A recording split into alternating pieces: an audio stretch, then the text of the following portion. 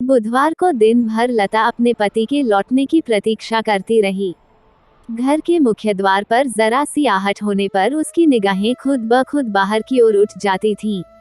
एक बार तो उसे लगा जैसे कोई दरवाजे पर दस्तक दे रहा हो।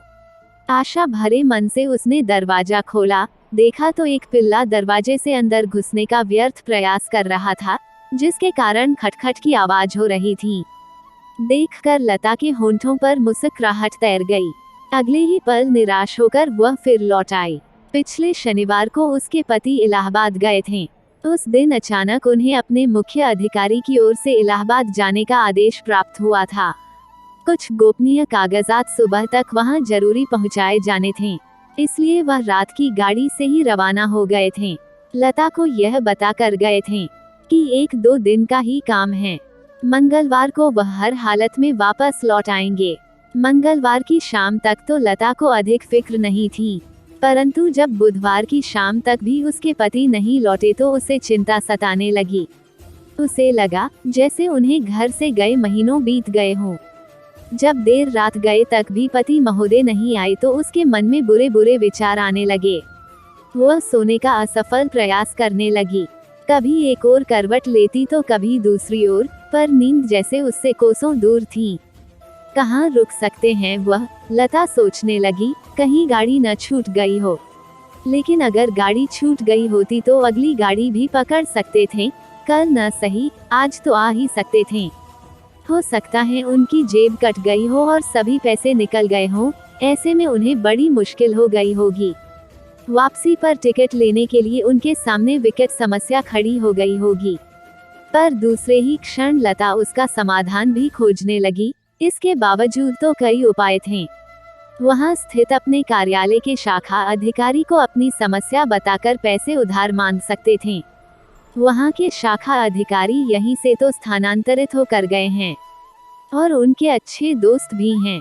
हाँ, उनकी कलाई पर घड़ी भी तो बंधी है, उसे बेच सकते हैं। नहीं, उनकी जेब नहीं कटी होगी। अब तक न आ सकने का कोई और ही कारण रहा होगा। हो सकता है स्टेशन पर उनका सामान चुरा लिया गया हो। तब तो वह बड़ी मुसीबत में फंस गए होंगे। उनके ब्रीफकेस में तो दफ्तर के बहुत सारे महत्वपूर्ण कागज थे। यदि ऐसा हो गया तो अनर्थ हो जाएगा। फिर तो उन्हें नौकरी से निकाल दिया जाएगा। अपनी नौकरी के बचाव के लिए अधिकारियों के सामने गिड़गिड़ाना पड़ेगा। कैसी भयावह स्थिति होगी वह। यह सोचकर लता की आंखों के सामने कई प्रकार के भयानक दृश्य घूमने लगे। नौकरी छूट गई तो दर दर भटकना पड़ेगा। आजकल दूसरी नौकरी कहाँ मिलती हैं? हर महीने मिलने वाला वेतन एकदम बंद हो जाएगा। तनख्वाह के बिना गुजारा कैसे चलेगा? मकान का किराया कहाँ से देंगे? बच्चों की फीस, किताबें, घर का अन्य खर्च, इतना सब कुछ कटकटा कर उन्हें हर माह 2200 रुपए तनख्वाह मिलती हैं। सब का सब घर के अंदर व्यय हो जाता है। लेकिन अगर यह पैसा भी मिलना बंद हो गया तो कहाँ से करेंगे ये सब खर्च? यदि ऐसी नौबत आ गई तो कोई अन्य उपाय करना होगा। हाँ, अपने मायके से कुछ मदद लेनी होगी। पर वह भी आखिर कब तक हमारी सहायता करेंगे? बाबूजी, माँ, भैया, भाभी और उनके छोटे छोटे बच्चे, उनका भी भरा पूरा परिवार है। उनके अपने भी तो बहुत सारे खर्चे हैं। अंत में तो उन्हें खुद ही कुछ न कुछ अपनी आमदनी का उपाय करना होगा। हाँ, एक बात हो सकती है। लता को उपाय सूझा, मैं अपने पिताजी से कह सुनकर उन्हें कोई छोटी मोटी दुकान खुलवा दूंगी। कितने कष्टदायक दिन होंगे वे भी। क्या हमारे लिए दूसरों का मोहताज बनने की नौबत आ जाएगी? लता सोचते सोचते एक बार फिर वर्तमान में लौट आई। दोनों बच्चे चारपाई पर हर बात से बेखबर गहरी नींद सो रहे थे। वह सोचने लगी, काश वह खुद भी एक बच्ची होती। बाहर घुप अंधेरा छाया हुआ था। दूर कहीं से कुत्ते भौंकने की आवाज रात के सन्नाटे को तोड़ रही थी। उसने अनुमान लगाया कि रात के 12 बज चुके होंगे। उसने सिर को झटका दिया, मैं तो यूं ही जाने क्या क्या सोचने लगी हूँ। बाहर जाने वाले को किसी कारण ज्यादा दिन भी तो लग सकते हैं। लता ने अपने मन को समझाने की पूरी कोशिश की। दुश्चिंताएं उसका पीछा नहीं छोड़ रही थी। न चाहते हुए भी उसे तरह तरह के ख्याल सताने लगते थे। नहीं, उनका सामान चोरी नहीं हुआ होगा तो फिर वो अभी तक लौटे क्यों नहीं थे? कल तो उन्हें जरूर आ जाना चाहिए। और तब लता को पति पर रह रहकर गुस्सा आने लगा। अगर ज्यादा ही दिन लगाने थे तो कम से कम तार द्वारा तो सूचना दे ही सकते थे, फोन पर भी बता सकते थे कि वह अभी नहीं आ सकेंगे। आ जाएं एक बार, खूब खबर लूंगी उनकी। आएंगे तो दरवाजा ही नहीं खोलूंगी, पर दरवाजा तो खोलना ही होगा। मैं उनसे बात ही नहीं करूंगी। बेशक जितना जी चाहे मनाते रहें, खूब तंग करूंगी, चाय तक के लिए नहीं पूछूंगी। वो समझते क्या है अपने आप को? पता नहीं जनाब वहाँ क्या गुलछर्रे उड़ा रहे होंगे। उन्हें क्या पता यहाँ उनकी चिंता में कोई दिन रात घुले जा रहा है। अगले क्षण उसे किसी अज्ञात भय ने घेर लिया। कहीं वह किसी औरत वगैरह के चक्कर में न पड़ गए हों। आजकल बड़े बड़े शहरों में कई पेशेवर औरतें केवल अजनबी व्यक्तियों को फंसाने के चक्कर में रहती हैं। जरूर ऐसा ही हुआ होगा। उन्हें फंसा कर उनका सब कुछ लूट लिया होगा। पर ऐसा नहीं हो सकता। वह आसानी से किसी के चंगुल में फंसने वाले नहीं हैं। जरूर कोई अन्य कारण रहा होगा। लता के दिलो दिमाग में अजीब तर्क वितर्क चल रहे थे। ऐसी कौन सी वजह हो सकती है जो वह अभी तक नहीं लौटे? कहीं कोई दुर्घटना वगैरह तो नहीं हो गई? नहीं नहीं, लता एक बार तो भीतर तक कांप उठी। रिक्शा से स्टेशन आते समय कोई दुर्घटना? नहीं नहीं, बस दुर्घटना या रेलगाड़ी दुर्घटनाग्रस्त हो गई हो। अगर चोट लगी होगी तो किसी अस्पताल में पड़े कराह रहे होंगे। नहीं नहीं, उन्हें कुछ नहीं हो सकता। लता मन ही मन पति की सलामती के लिए कामना करने लगी। अगर ऐसी कोई दुर्घटना हुई होती तो अब तक अखबार, रेडियो या टेलीविजन पर खबर आ जाती।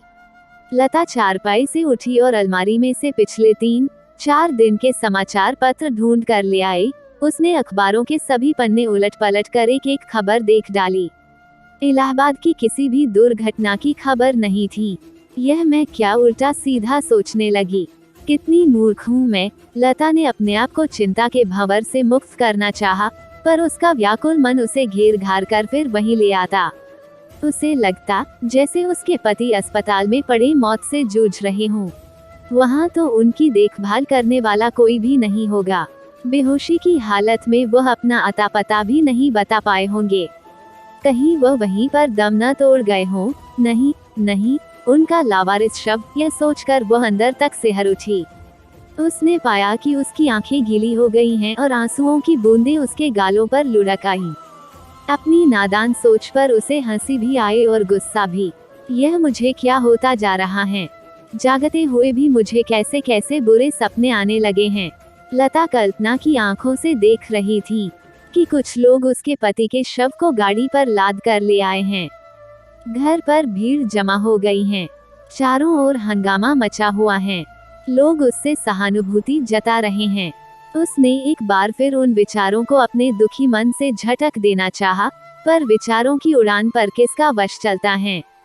उनके मरने के बाद मेरा क्या होगा?